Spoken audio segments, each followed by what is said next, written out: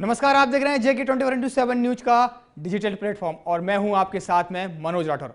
आज बात करेंगे जम्मू कश्मीर की।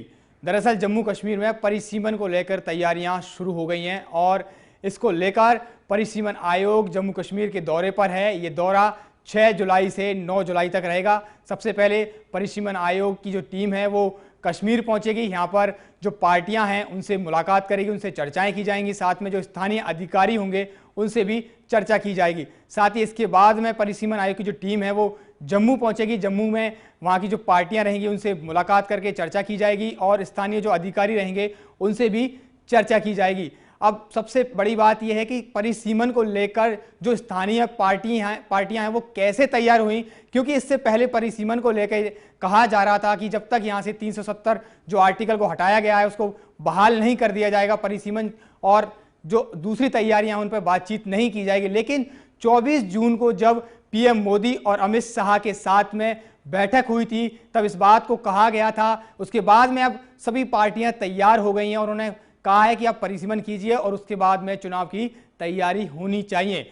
लेकिन सबसे बड़ी बात यह है कि परिसीमन होता क्या है ये भी आपको जानना बहुत जरूरी है। दरअसल परिसीमन का मतलब होता है सीमाओं का निर्धारण करना, यानी कि जो राज्य की सीमा है उनको निश्चित करना। इसके साथ ही परिसीमन आयोग की जिम्मेदारी होती है कि जो राज्य में विधानसभा की और लोकसभा की सीटें हैं उनको आबादी के लिहाज से घटाना और बढ़ाना। इसके अलावा एक जिम्मेदारी और है कि प्रदेश में अनुसूचित जाति और जनजाति के जो लोग हैं या वो कैंडिडेट जो आएंगे उनके लिए सीटों को रिजर्व करना।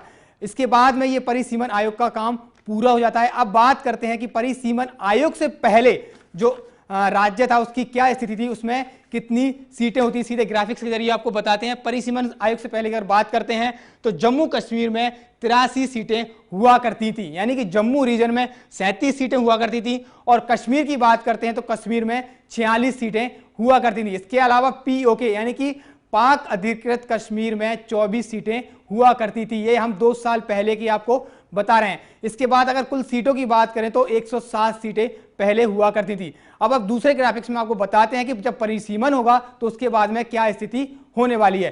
परिसीमन के बाद में जम्मू कश्मीर में 90 सीटें हो जाएंगी, यानी कि 7 सीटें बढ़ सकती हैं।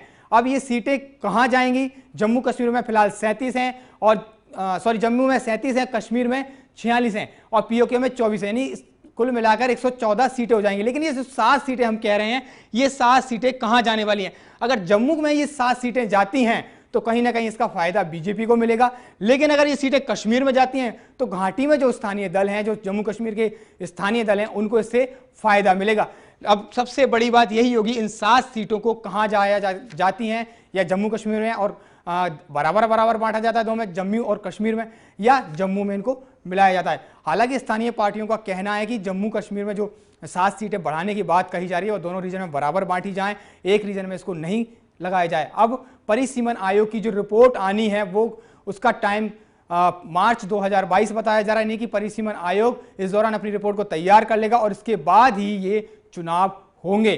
फिलहाल देखना यही होगा कि परिसीमन की जो बढ़ाने वाली 7 सीटें हैं वो परिसीमन आयोग कहां बढ़ाता है और उसको किस तरह से बढ़ाया जाता है। फिलहाल के लिए नमस्कार और आप देश दुनिया की तमाम खबरों के लिए देखते रहिए JK 24/7 न्यूज।